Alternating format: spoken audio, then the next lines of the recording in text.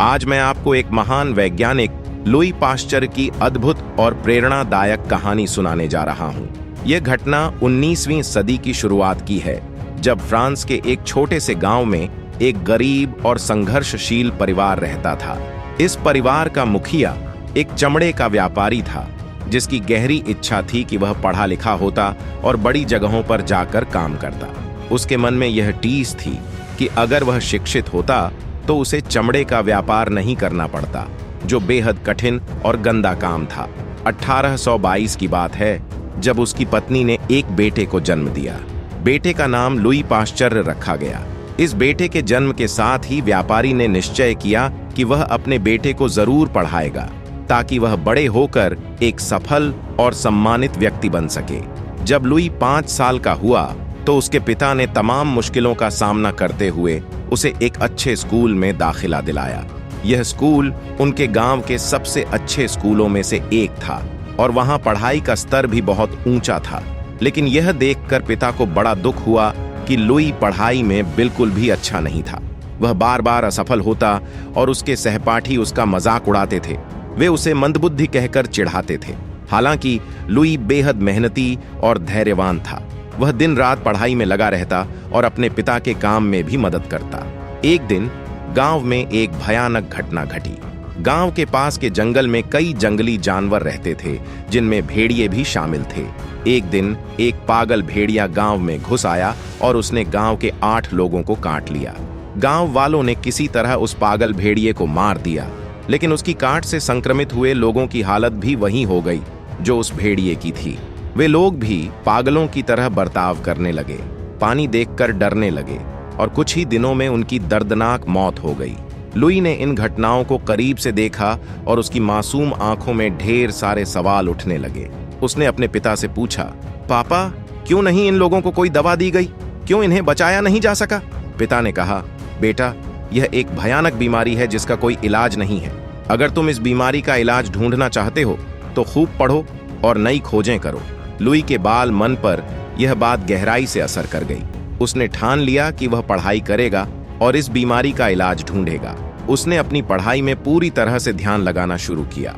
उसके पिता ने भी उसका हौसला बढ़ाया और उसे पेरिस भेजने का निर्णय लिया, ताकि वह वहां उच्च शिक्षा प्राप्त कर सके। इसके लिए उसके पिता ने कर्ज भी लिया, लेकिन उनका सपना था कि उनका बेटा एक महान वैज्ञानिक बने। पेरिस में लुई ने रसायन विज्ञान, भौतिकी और जीव विज्ञान में गहन अध्ययन किया। वहां उसने कई महत्वपूर्ण खोजें की। उसने अपने प्रयोगों में पाया कि खाने पीने की चीजों में छोटे छोटे सूक्ष्म जीव होते हैं, जिन्हें नग्न आंखों से नहीं देखा जा सकता। लुई ने इन सूक्ष्म जीवों को जीवाणु का नाम दिया। उसने देखा कि यह जीवाणु अधिक तापमान सहन नहीं कर पाते और इन्हें खत्म करने का एक तरीका खोज निकाला। उसने पाया कि अगर दूध को 75 डिग्री सेल्सियस पर गर्म किया जाए और फिर तुरंत ठंडा किया जाए तो दूध में मौजूद जीवाणु नष्ट हो जाते हैं और दूध लंबे समय तक सुरक्षित रहता है। इस तकनीक को आज हम पाश्चराइजेशन के नाम से जानते हैं।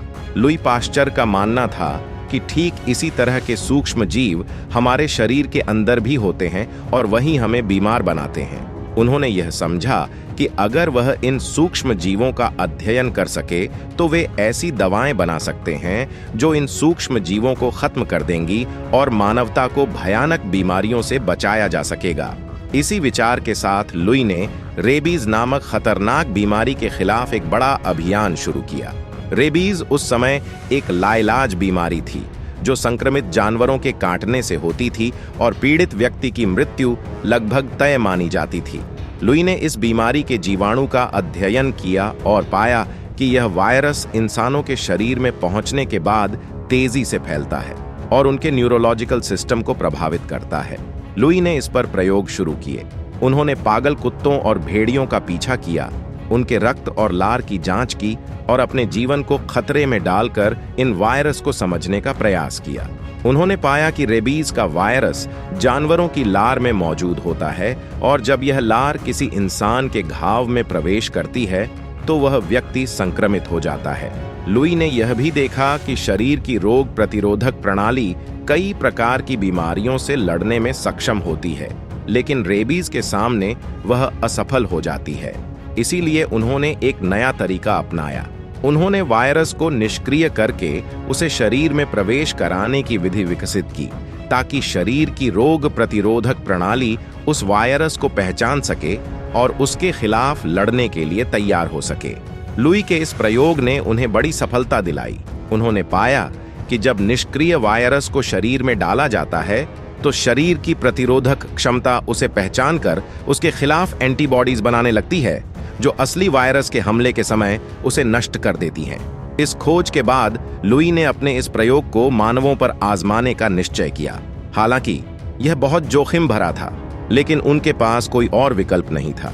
एक दिन एक महिला अपने छोटे बच्चे के साथ उनके पास आई।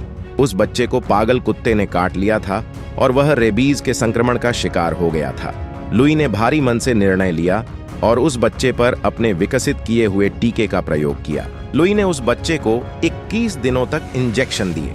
हर दिन वह बच्चे की स्थिति पर नजर रखते और उसकी सेहत में होने वाले बदलावों को नोट करते। आखिरकार 21 दिनों के बाद वह बच्चा पूरी तरह से स्वस्थ हो गया। उसे रेबीज का कोई लक्षण नहीं दिखा और वह बिल्कुल सामान्य हो गया। यह लुई पाश्चर की महानतम उपलब्धियों में से एक थी, जिसने उन्हें पूरे विश्व में प्रसिद्ध कर दिया। लुई पाश्चर की इस खोज ने चिकित्सा जगत में क्रांति ला दी। उन्होंने न केवल रेबीज का इलाज खोजा, बल्कि उनके काम ने सूक्ष्म जीव विज्ञान को भी एक नई दिशा दी। उनके द्वारा किए गए अनुसंधान और खोजों ने करोड़ों लोगों की जान बचाई और उन्हें एक स्वस्थ जीवन जीने का मौका दिया। फ्रांस सरकार ने लुई पाश्चर के योगदान को सम्मानित किया और उनके नाम से पाश्चर संस्थान की स्थापना की गई। यह संस्थान आज भी चिकित्सा अनुसंधान में महत्वपूर्ण भूमिका निभा रहा है और मानवता की सेवा कर रहा है। लेकिन लुई पाश्चर का निजी जीवन भी कई कठिनाइयों से भरा हुआ था। अपनी खोजों में इतना व्यस्त रहने के कारण वे अपने पारिवारिक जीवन पर ध्यान नहीं दे पाए।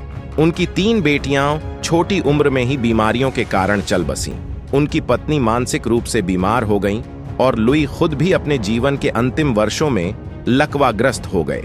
1895 में 73 साल की उम्र में लुई पाश्चर का निधन हो गया।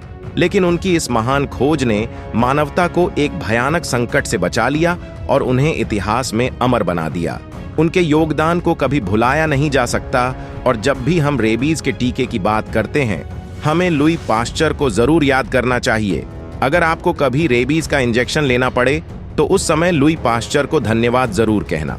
उनके प्रयासों ने हमें इस जानलेवा बीमारी से सुरक्षित किया है।